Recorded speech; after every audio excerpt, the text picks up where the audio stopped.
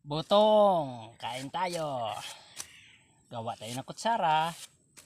Kasi wala tayong kutsara. Ito na lang ang gawin natin na kutsara.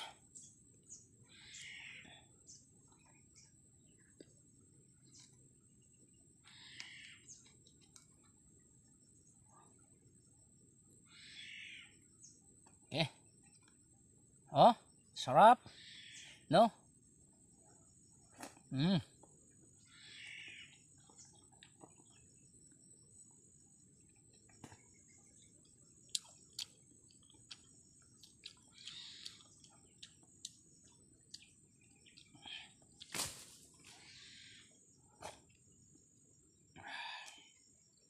Sarap-sarap talaga.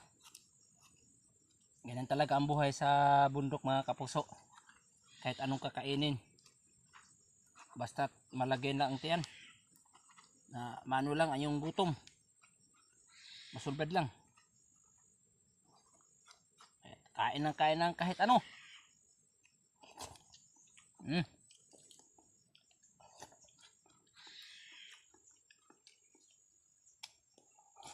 Mm.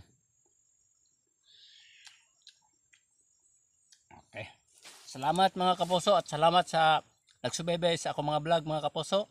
Ang pakipalo na lang po sa akong vlog. Daghang salamat sa inyong tanan.